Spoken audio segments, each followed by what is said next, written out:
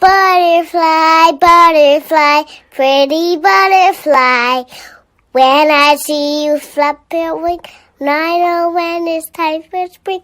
Butterfly, butterfly, pretty butterfly.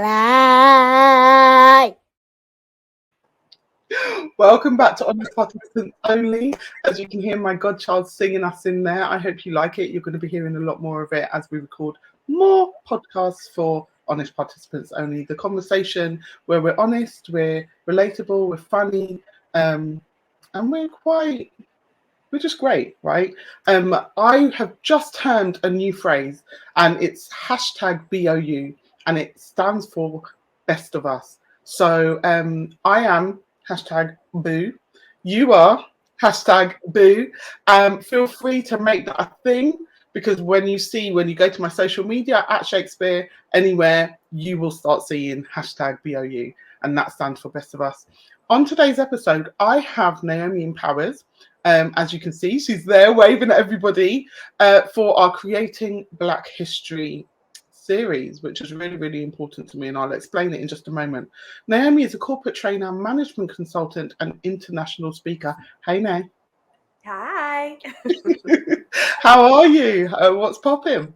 Gosh, I am recovering, so my voice is probably sounds about 2 octaves lower than it usually does. But apart from that, I'm great. Listen, can you not hear the bass? And when I edit this, it's going to have even more bass. Girl, it is. And it's perfect for Black History Month. It is a lot. Black people just have the deepest voices. Unless you be like ratchet, then your voice is high as anything. But I love our deepness. I love it. It works. It's working. So, as I mentioned just a minute ago, today we're going to be talking about creating Black history. Now, I want to kind of prelude this by saying, I know it's towards the end of Black History Month. Don't worry about yourself, everybody. This theme is relevant anytime, all the time, every day, every year, whatever. And instead of us talking about things that have gone before, what I wanted to do is have conversations that future generations can kind of look back on and go, oh, that was the history that was created for me. So I wanted to do a little bit of a spin on it because, I don't know if I should say this. Say it. I'm bored of Black History Month. Okay? I'm bored of having specific times where I can talk about my blackness in a different way and where I don't have to be as careful. And I'm a careful person, right? I'm not a person who's going to be speaking like, just being willy-nilly vicious out here. But I have come to the stage where I want to have these conversations anyway. And I don't want there to be a marker in the calendar that tells me when I can have them. So we're going to be talking about creating Black history. And you have 2 children. One day, maybe more. And one day, maybe more. And the thing is, everything you do every single day is creating a history for them, whether it's Black or otherwise. You are creating a legacy, and that legacy is history. So I brought you on today to discuss what our success looks like. Okay. Exactly. That's exactly the response, because what does that even mean? There are a couple of things that we're going to discuss, but first I want the people to know how we're connected. So let me share this. Acting like I know what I'm doing. So this time last year, a year and a half ago nearly. Good grief. And that's true. That's facts. This is not just talk. Shae's been consistent over the years. If there's one person I could say who has just been that consistent support, that's consistent cheerleader, Shae's definitely you. Yeah, I know how valuable that is. And so if I believe in someone, I'm going to make it, known. Now, let us stop sharing that screen because I paused it on a really ugly part. So, really important to me. But the reason I wanted to play that clip is, number one, that was such a turning point for me. There was something in that interview. We spoke about the fact in the green room that I was not ready. I literally was like, but my hair, and I do this every time, right? We all have our hang-ups and we all have the things that make us go, what the heck? And for me, you asking me to be on something where I was like, oh my gosh, she's asking all these amazing people, and then she asked me. I was like, Shae, stop your drama. Yes. Why are you doing this? And I had such an amazing time speaking about the things that make me me, and speaking about it with you. But that particular clip I wanted to play because you were like, yeah, and Shae's a cheerleader and Shae and blah, blah, blah, blah, blah.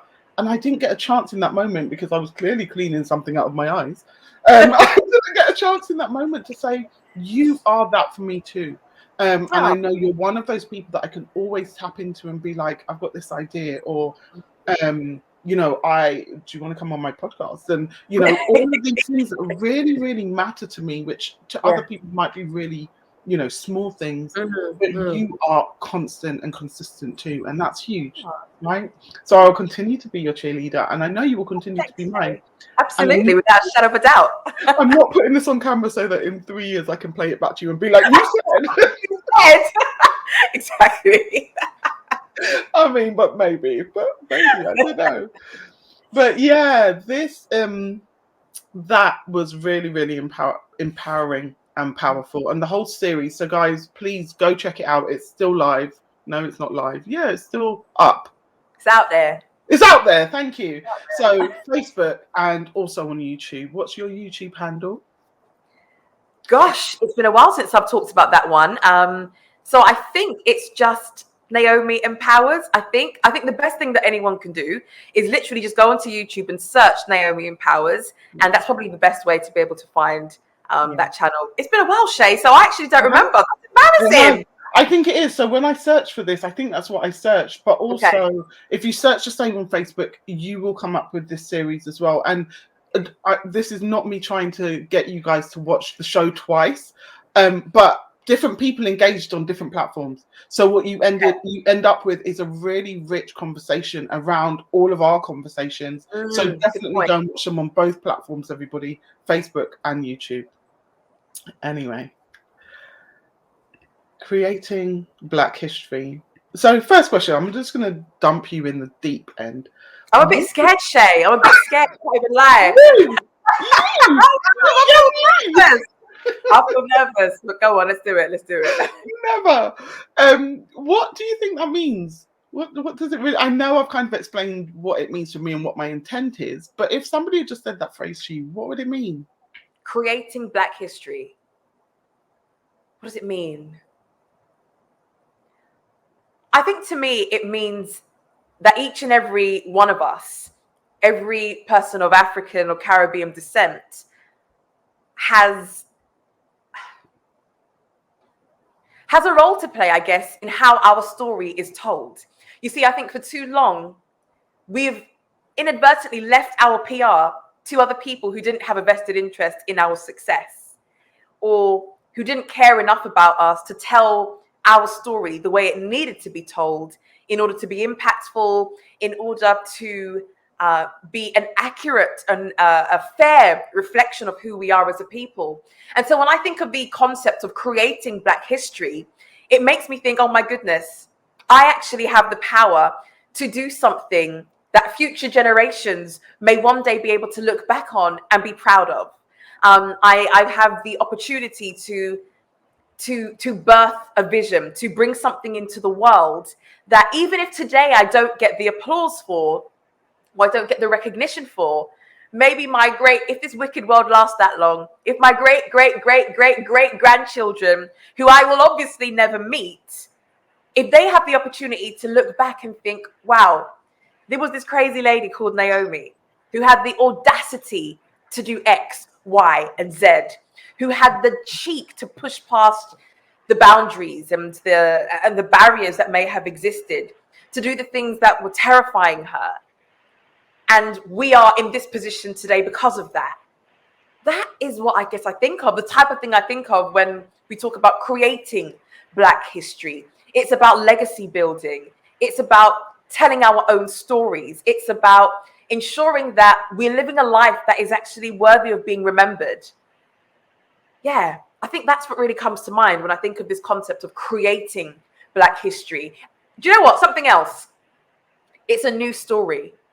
It's not just what we read in the history books. It's not just I think I was quite fortunate in the school that I attended. We didn't limit talking about Black history to the month of October, but it was a common, it was the thread that ran through almost everything that we did. And so I felt proud to be a Black woman, a woman of African and Caribbean descent. That was something, that pride was instilled in me from an early age.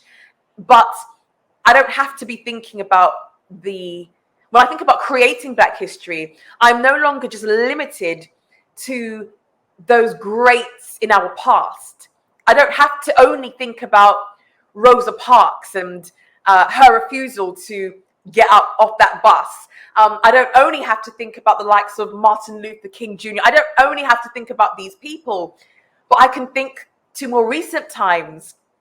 I can think to the Shaes of 2021. I can think to people who look like me, who I converse with, who I'm connected with, who are doing incredible things that, again, today may not be getting the recognition and the applause for, but that in years to come will have left their mark. And I think that's what it is. It's a new story. It's a new day. And I think it's incredible that we have this opportunity, which is why, for me, I think everything counts. Everything matters. Every word that is uttered, every creation that is brought to life, every vision that comes forth, it matters, because we are literally creating our own legacy. We are creating our Black history, and that's exciting. This is why I love you. Let me just sit back, because everything, there is no simple answer with you. And I don't mean that you make everything complex. I don't mean that. Yeah. But I mean, there is so much. It's in one question about what this means. There is so much that we can take from it. You leave no stone unturned when it comes to leaving your mark. And I love that so much, because legacy is such an important thing to me as well. And this is what this talks about, right? I call myself a story protector.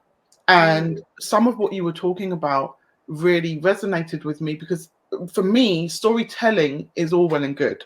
Yeah. But when it comes to whether it's people of color, whether it's disability, whether it's gender, whatever it is, story protecting to me means that we're also protecting the integrity of the story that's being told.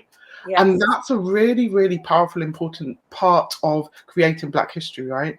Really? It means that the new story that you discussed, that you mentioned, the new story may make it to those generations ahead without being distorted. Yes. And that is so amazing. That is the fact that we have these, we can literally come on this podcast and be like, right, we're going to put that on YouTube, or we're going to put that this place, and hopefully someone, some way, someday will see it and take from it what they need.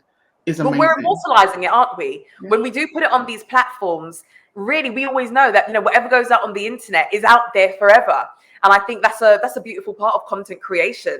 I think by creating this platform, Shae, you're doing exactly what you've set out to do in terms of protecting the integrity of our stories. My words, your words can't be distorted and changed, because you get to hear it live almost, even if you're watching it 10, 20, 30 years from now. So I think that's a beautiful and a powerful thing.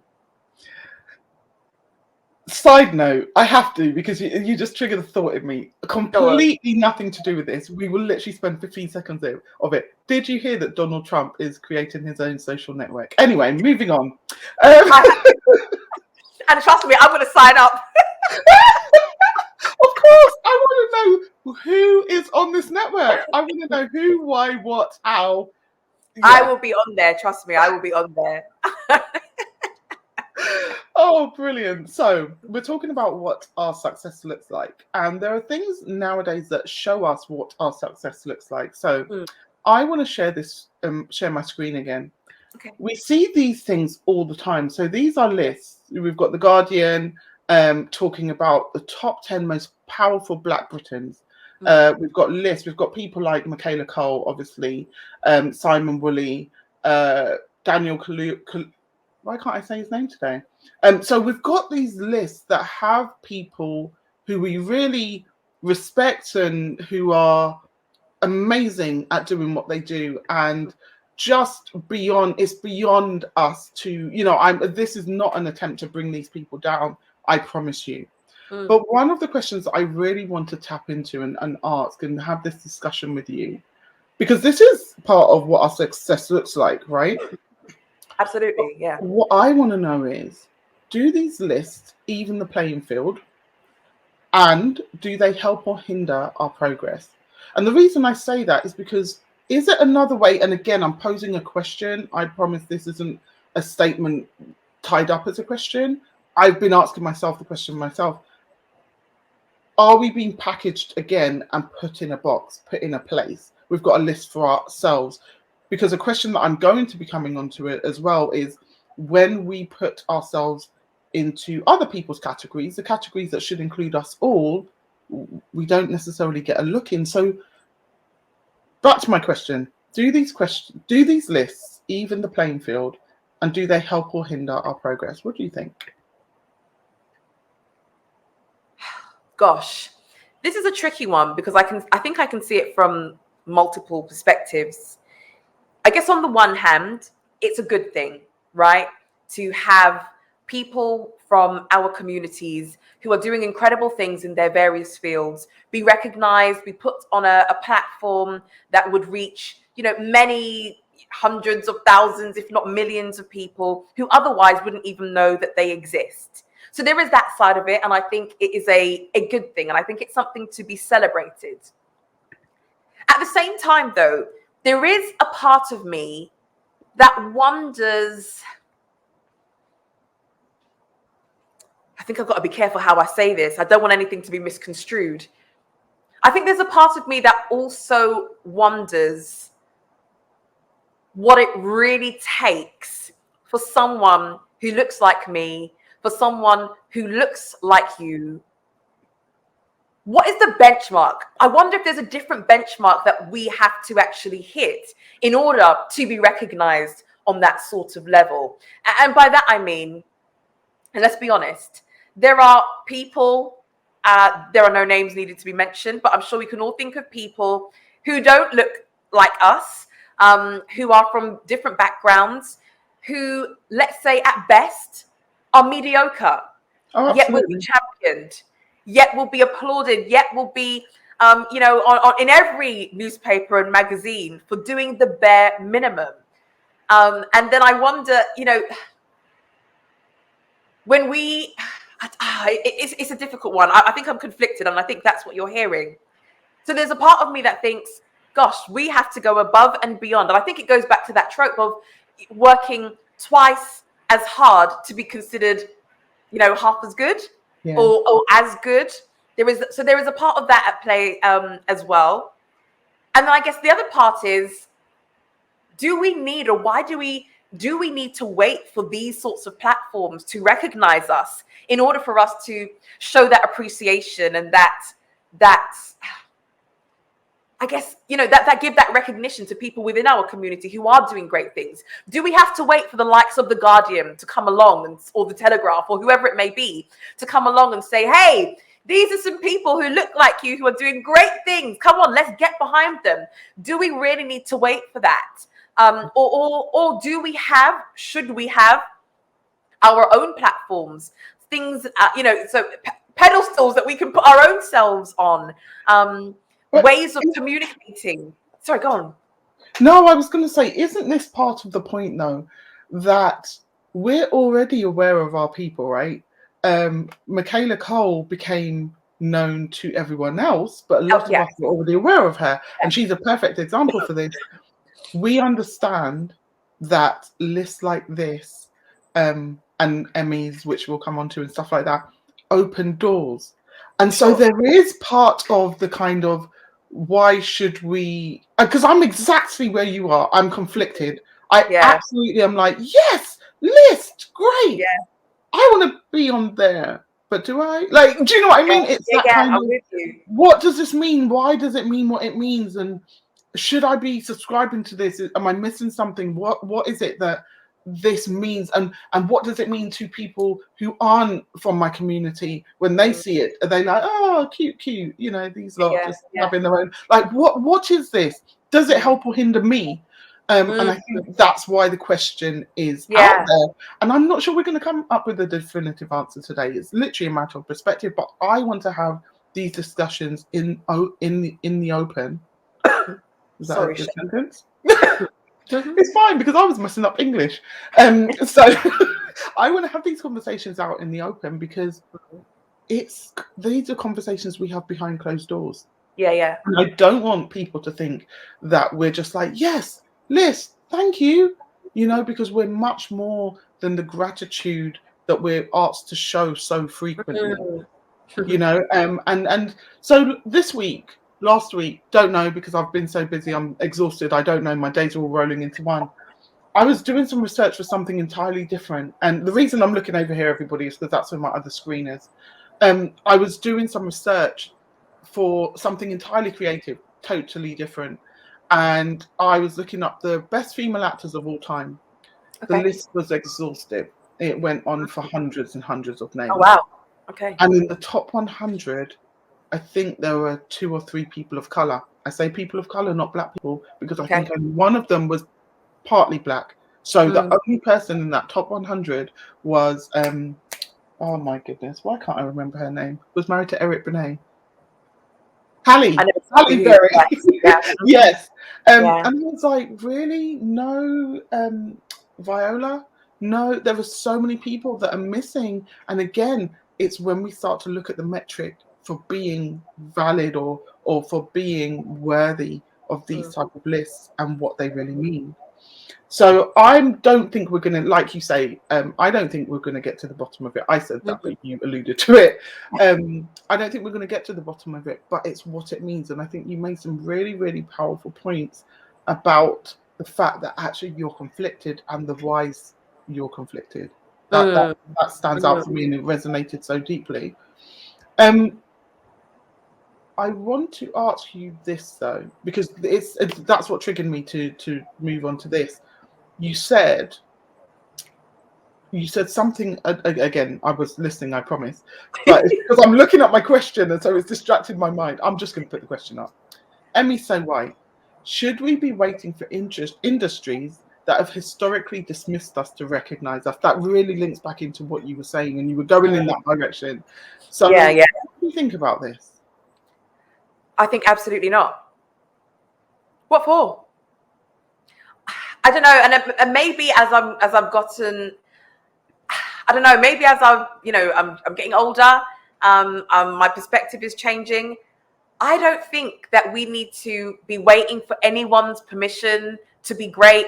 I don't think we need to be waiting for anyone's permission or for people to open doors for us to go into their spaces. I don't think we need to be waiting for any of that. What I do think, and maybe this is because I'm a creative, I think that we should be creating things for ourselves. I don't think that we should be sitting down begging for people to respect us. I think that if we're going to be doing anything, we should be demanding it. Absolutely. And maybe that's a little bit too militant, but that is genuinely what I believe. I am not going to sit around in an environment or in a place where I don't feel that I am being valued. I will vote with my feet and I will get up and move. If I am dissatisfied, I don't have to stay in this one place. How long am I going to spend my time begging for scraps that are thrown at me or for the pity from other people when I could actually believe in my own self, take a leap of faith and go elsewhere and do something different, build my own table? Why do I have to wait to be invited to a seat at someone else's table when I know that really and truly you don't want me there? Historically, I have been, what's the word? I have been cast aside. I have been told I'm not allowed here.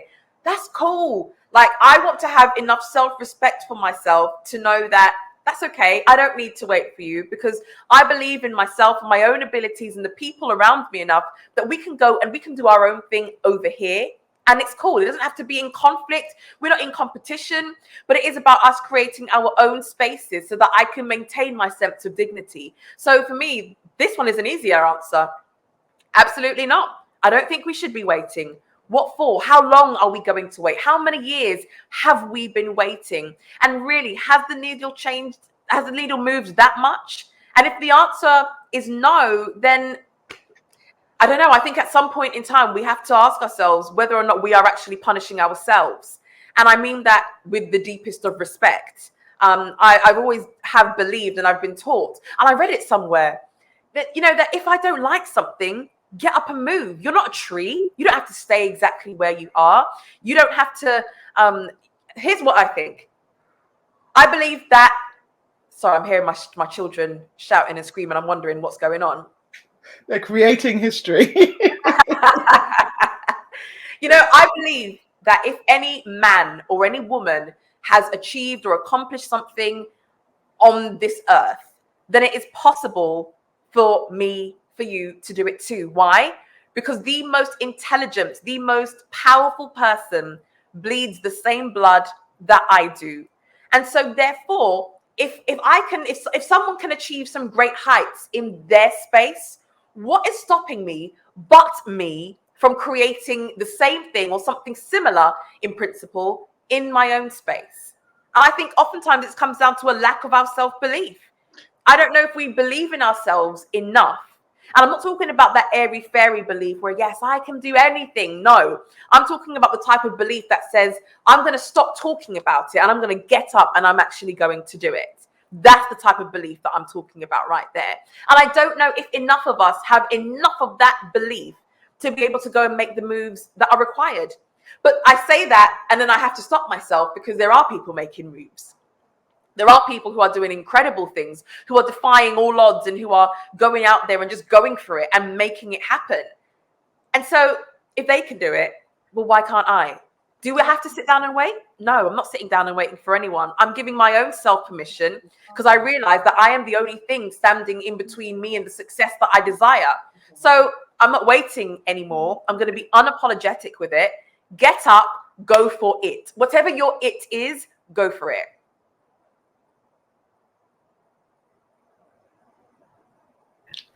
I'm so sorry. So I was listening, and everything you said is very powerful. And I have a question, but my Alexa, I can say that because I've called it a different name, heard something you said and just started giving me facts on life. So I had to, right towards the end of what you said, I was like, huh? So I had to just, sorry. No, do you know what? You're absolutely right. And I hear everything you're saying, and we do need to have that self-belief and be able to do it for ourselves, within our communities, by ourselves, in whichever way it is. But do you think that the trauma that we've experienced, and this is not using trauma as a crutch, this is not using trauma as an excuse, but more as a reason. Mm-hmm. Do you think that that collective trauma stops us from understanding, being so self-aware that we realize we can do it anyway? We realize we can do it despite and in spite of, and we realize that we can do it, that we should try even if it's going to be harder to get to that place. Like, when we're thinking about what our success looks like, most of the time we see the barriers because history has told us that it doesn't come easy, and that there will be barriers to this where there aren't barriers for others. So how much do you think our trauma plays into the fact that we don't believe as much as we could? Well, I think I would be a fool to say it doesn't. I think it plays a massive, massive role. However, I believe still that we have more power than we give ourselves credit for. I think the first thing that we need to do is start to be intentional about changing our narrative. And by that I mean, yes, no one can deny the history. Things happened to our people that were completely out of line, right? Things happened to our people that were traumatic, that were absolutely awful, that should never, ever have happened, right? That is a fact. No one can take away from that. But I think the reality of the situation is that each and every one of us today has a choice about what we do with that. So, and I remember saying it on some other platform before, when it comes to things that may have happened to us, we can't be to blame for that. So if someone has hurt me, wounded me, that's not my fault. That's on them and that's their issue. But as an adult, It is my responsibility to get the healing that is required in order to progress. Otherwise, I'm going to be stuck in this loop of reliving my trauma, and I'm not going to progress. And at some point or another, I have to take responsibility and say, actually, now this is on me. Yes, what happened to me was not my fault. I didn't ask for it. I didn't give this person permission to violate me in this manner. But at what point am I going to decide, okay, I accept that it was horrendous, but now I'm going to go and get my healing. Now I'm going to take the necessary action to ensure that I can move on from this, not to forget about the past, but even if it is a way of future-proofing, to ensure that the generations that come after me do not get stuck in this loop. I have a duty to break this cycle so that those that come after me have a fighting chance of seeing and experiencing something different. So yes, our collective trauma does play a part, but I just don't think the story can end there. No. I think the story has got to be that we make a conscious decision to ensure that the next, and here's what I'm saying, Shae, and I realize what I'm saying as well, so this is intentional. It might not happen in my lifetime. And you know what? I'm good with that. Do you know why? Because I've got two little people downstairs who are screaming, fighting, God knows what they're doing down there. But I have a duty to show them something different so that they can start on another level to me. My dad always told me that each generation must do better. And he was joking. Well, I think he was joking. He was saying to me, you know, Naomi, I've got my doctorate. So that means you have to go and get 2 doctorates. Everyone's got to step it up. And of course, Dad, you're absolutely insane. I am not going to get 2 doctorates.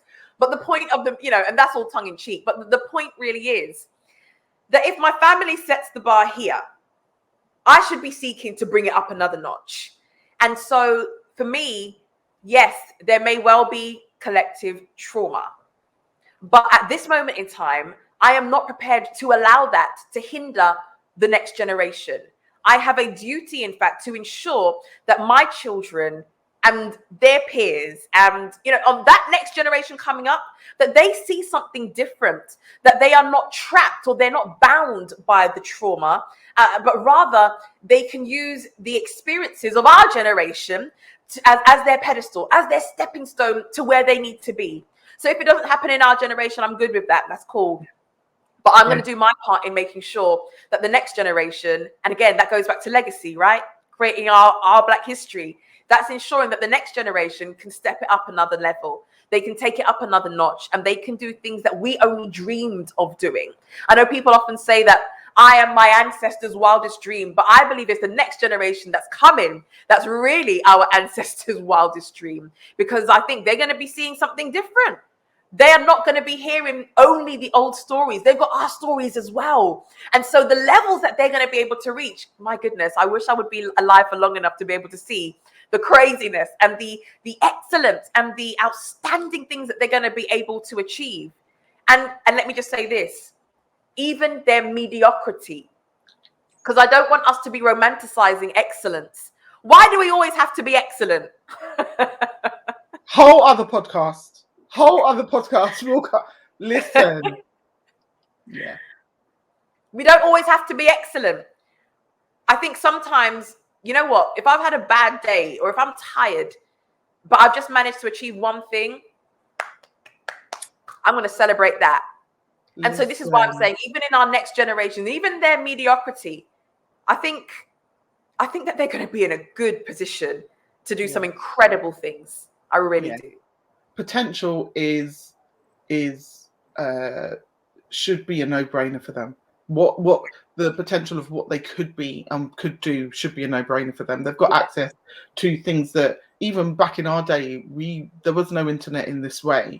So I'm not saying, again, it was not a problem, because yesterday I was talking to my mum and my aunt, and I was talking about the fact that we felt closer to the miracles of God back then, right? We were like, yes, this can do, because there weren't so many things distracting us. But also on the flip side of that, there's so much opportunity now. that Absolutely. just, is amazing. So we just touched on the fact that we've got this collective, and I what you said about the fact that there comes a point where we then take back the power and we choose what we do with this trauma. I say this to people all the time. Forget it being about just our race or our Black history. I say it just about life. We may have experienced trauma, or we may have experienced something, but there comes a point where we have to go, okay, but now I don't want to live this anymore. I want to do something different. And so you take it back.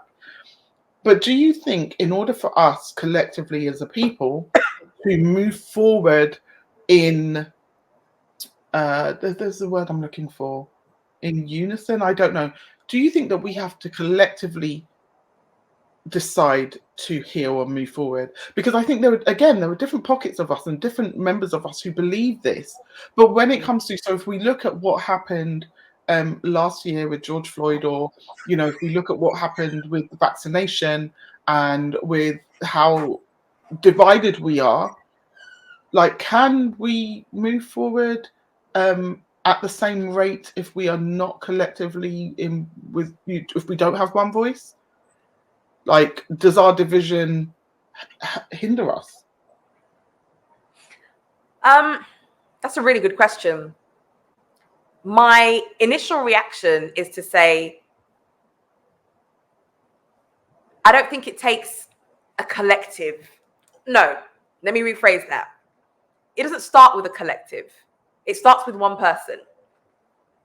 I think every great movement has begun with one person having an idea and then sharing that with someone else, and them sharing that with someone else, and then it growing in that sort of way. I believe that's really how we gain momentum. And so I think if we are sitting back and we're waiting for a group of 100,000 or 100 million of us to just really catch this wave and to be on board, then I think we're going to be waiting in vain. I think we're going to be waiting for a long time for something that won't happen. But I don't think that's what it takes. I genuinely believe it takes one, and that one telling another one. And I don't want to expose my poor math skills, but we know how this starts to then add up.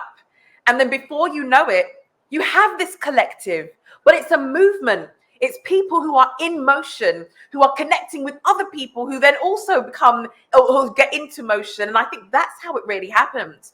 So I think that perhaps us hoping for or longing for or blaming the lack of this collective desire to move, I think we're doing ourselves a disservice.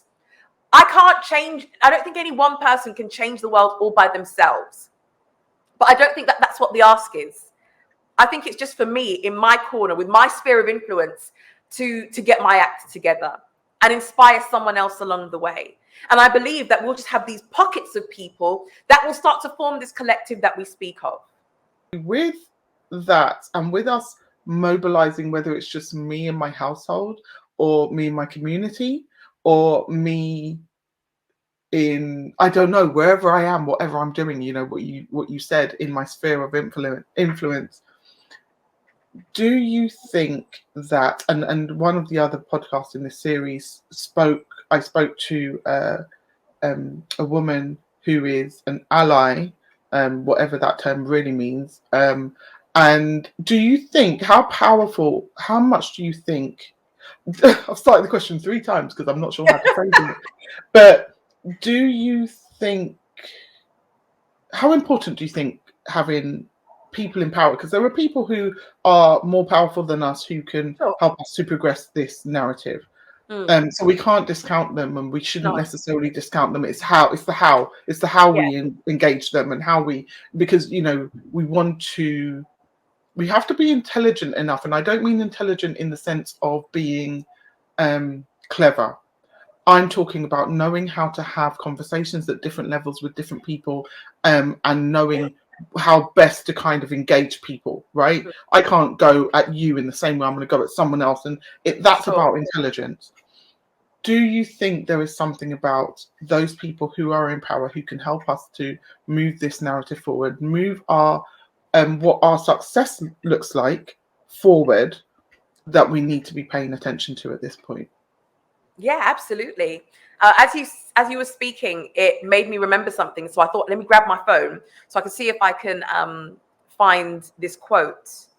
Now, I don't know if this is correct, who it's been attributed to, but I'm reading that it's routinely or commonly attributed to Edmund Burke.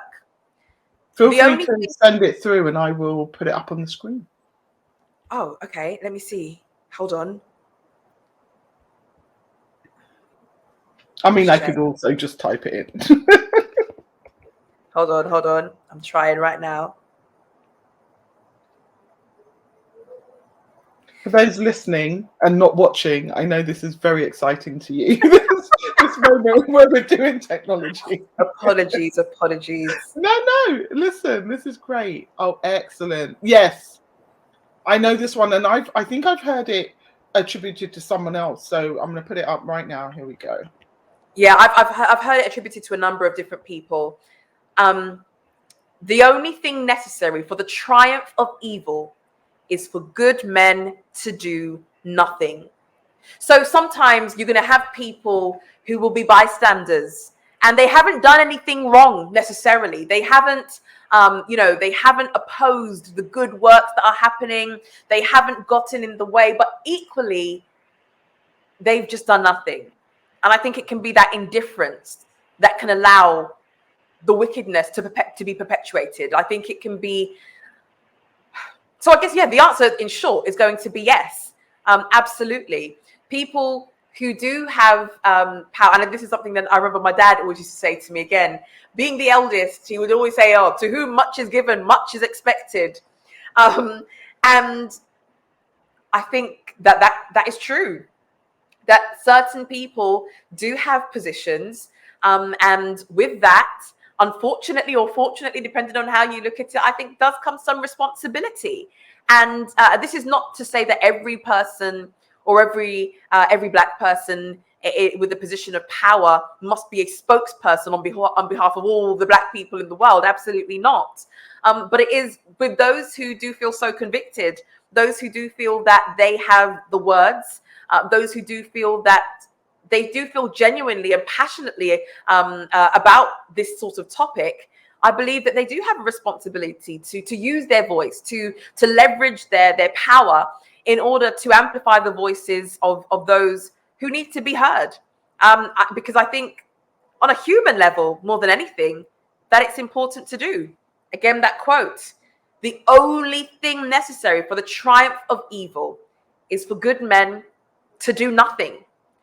And so I think for those of us who may not be doing anything, who may be doing nothing, maybe we need to take a closer look at ourselves and wonder and ask ourselves if my lack of action is contributing or not to the furtherance of our cause. And I guess, with some introspection, we'll be able to answer that question. Yeah. Thank you so much. So my final question is asking you a statement. And again, just to reiterate, we know that there are no definitive answers at the end of this because it's such a complex issue. Creating our Black history is complex, and it's nuanced, and we're all different, and we all have a different perspective on it. And I don't think any of us will be wrong or particularly right in our approach to it, as long as we're doing it, as long as we acknowledge it and we're working towards it. So what would you say our success looks like? What kind of things, like, again, it doesn't have to be any one thing, but if somebody was watching this and they only watched this part of it, what are some of the things that you can bring to their attention that are part of what our success actually looks like? Gosh, this is such a massive question. What comes to mind, actually, is, gosh, is it a year ago? I'm so confused. This pandemic lockdown time, like, I genuinely have lost track of time. It has to have been last year with my book. Success, the Inside Job. For me, I think over the years, my idea about what success looks like has really changed. Oftentimes we can be tempted to look for the trappings, the outward trappings of success. You know, the money, the cars, the jewelry, the houses, you know, that sort of the affluence that is so visible, and that's what we can often look to. But I genuinely think that success is more about the journey, and is about the things and the obstacles that we've had to overcome. Because I believe that for most people who have achieved anything incredible, a lot of the times we see the end product. We see when they're on the stage, when they're waving, when they're getting the applause, but we don't often see the times when they are flat on their face. We don't see when they are struggling. We don't see when they are hurting. We don't see when it seems absolutely impossible for them to be able to make it through. And so I think for us, what our success looks like those triumphs that may not seem like a massive deal to anyone else. But when I know, Shae, what you've had to overcome in order to be even in a position to be able to host this podcast today, this is what our success looks like. When I'm able to see people in my community who are achieving against the odds, who are doing the things that society told them they had no right to do or that they could not do, that is what our success looks like. When I see people who were down and out get up to fight another day, even with tears streaming down their face, that is what our success looks like. You see, I think it's for far too long we've allowed, again, other people to be responsible for our PR. We've allowed other people to determine what our great looks like. It's sort of like those times when we are, let's say, we are representing the UK, for example, and people who look like me, when we win, are British all the way, maybe even English at a stretch. But God forbid I make a mistake and I slip up, or I don't perform as well as you wanted me to. I don't know, the Ghanaian, the Grenadian, the British woman of African heritage. You know, there is that dissociation when I'm not performing at the level that you want me to be at. And so I think because of with all of that in mind, and I think that can be like that's a heavy load to carry, and that can be emotionally quite damaging, I think. And so therefore, I think you said it, let's take the power back. Let us define for ourselves what our success looks like. And so how can I say this? My success looks like whatever I'm going to give to you.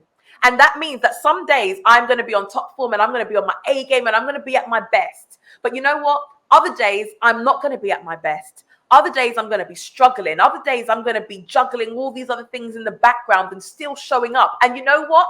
In that moment when I am still able to show up, that is what my success looks like. And so you're right. I don't think there is one picture or one vision of what our success looks like. I think we have to give ourselves permission to say, do you know what? Our success looks like whatever we show up with and deliver today. Anything that we have overcome, any time that we have been able to achieve against the odds, any time that we've had to push further, even when we felt tired and like, oh my God, I can't go any further. But we've taken that extra step, even if it is that one extra step, even if we're on our hands and on our knees and we're crawling, that is what our success looks like. I don't always have to live up to whoever their version of success. Well, and everyone knows I'm no footballer. I don't have to put that ball in the back of the net in the Euros in order to be considered a success. The fact that I've even made it onto the squad and I'm part of that team, I almost swore there, my goodness. I am a success. That's what my success actually looks like. So it doesn't matter if I missed a goal. Yeah, it doesn't matter, because guess what? There were 90 minutes that were required for anyone else to be able to shoot a goal. But now all of a sudden, in the penalties, because I missed, oh, now I'm a failure. No. Yeah. Absolutely not. It ain't happening. I'm sorry, I'm just not having it anymore. This type of thing is nonsense. And so therefore, let's take the power back, Shae. Like, let us decide for ourselves. And this is why we need to be able to make sure that we clap for our people when we see them out there achieving and pushing past barriers in this place, because we know it's not easy. We know the hoops that we have to get through. We know the hurdles that we have to overcome. You know, I spend a lot of my time working with many Black professionals in these huge corporate entities, some of the top companies in this country. And when I hear of the ways and the years that they have to prove themselves again and again and again to be considered worthy of even a promotion, oh my goodness, it breaks my heart every time. Our success looks like every day that we battle on. That's what it looks like. And I realized I could go on and on and on about this. So I'm going to shut up now. But our success looks like absolutely whatever we say it does. Why? Because we bloody well said so. Sorry, Shae. No, I love it. I absolutely love it. And do you know what? What's really stood out for me in what you said, because I agree with every single thing. And I've written articles along the same lines as well, because listen, it's let's not pretend that this isn't just the Euros was one thing, but let's not pretend that this isn't a perpetual problem. But what I will say is that, and I will say it to you, the people, whoever is watching or listening to this, is that not only are we proud of our race and we're proud of our history and we're proud of the history that we are creating now, but our success looks like Naomi, not Naomi who is Black. Our success looks like Shae, not Shae who is Black. Our success looks like, all of the people who are brilliant or some days mediocre because life is tough, or who are in the background doing the work of whatever, and on the people who during the pandemic became the heroes brought to the front, but are usually the unsung heroes in the background. But none of those, although the press would have us believe that their race had everything to do with it, none of those people are successful or not successful in terms of what they bring to the table because of their race. They are doing it despite. And I know that sounds controversial, but what I mean by that is some of our history, some of the things we've been through absolutely make us who we are today. But they're not the only things that count when we look at Naomi and Shae and all of the other people. I am more than just my race. Our race is more than just monolithic. And I think that's really, really important when we think about what our success looks like, because I want to be on that list, that Black list. I want to be on the other list too. And in fact, I also want to create my own list. That's right. I want it all to be possible. And I want it to be possible for this generation and for the generations that will come. Because for the most part, it wasn't possible for the generations that went before. And when it was, they were either tokens or they had to work too hard to get there. Yeah. I want to take away that the working hard because of my race and not because this job requires hard work, right? And so in creating our Black history, and also in looking at what our success looks like, I just want to thank you for everything that you do, Naomi, and that you continue to do, and also just for being on this podcast and contributing to our future success and the success of our people. So thank you. My pleasure. Is there anything else you want to say to the people? Gosh, I guess it's just some encouragement that if you have a vision for what your life needs to look like, if you have a dream, if you have something that you desperately want to do, but you think that the color of your skin may be a barrier, hey, I'm not here to deny that it won't be. Or should I say to deny that it will be even. But what I would say is to just get up and take one step after another and move in the direction of your dreams. Because I believe that the longer we sit down and just think about it, whether or not it's possible, and we ponder and we wonder, then we are definitely writing ourselves off, right? We can't do it. Who was it that said that you miss 100% of the shots that you don't take? So get out there and shoot your shot.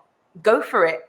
because you are brilliant, not because of the color of your skin. That's just one of the attributes of what makes you who you are. I mean, because we are brilliant as Black people, but yeah. I can't deny. We have intrinsic value.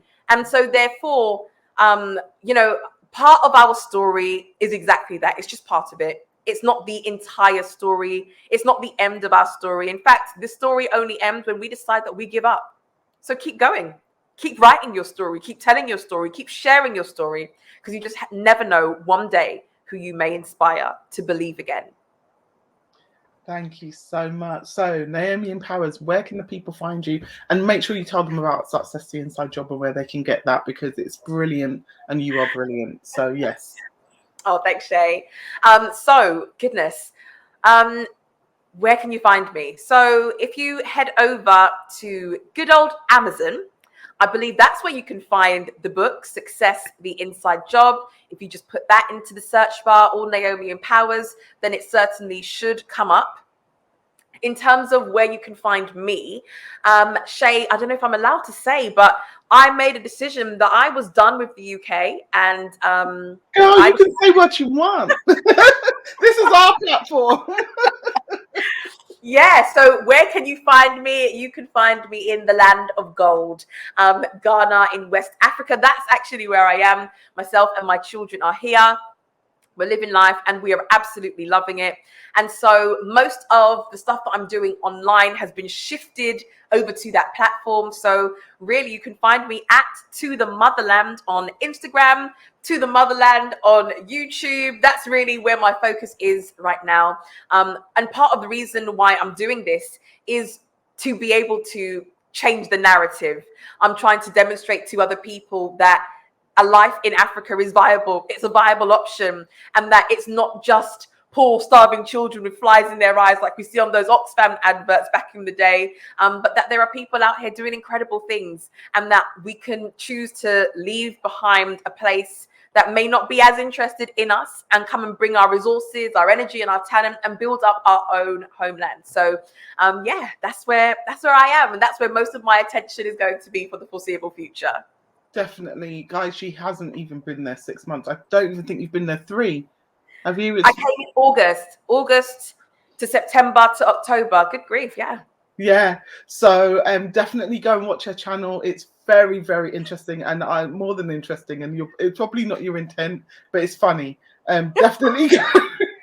Definitely go. If you want to find out about the stolen cooker, definitely go and watch the channel. It's brilliant, and just your journey is amazing. So thank you for taking the time out. You know, you've got so much on. You have moved all the way across the world, and that's dramatic, but you've moved all the way across the world. You've got your 2 children.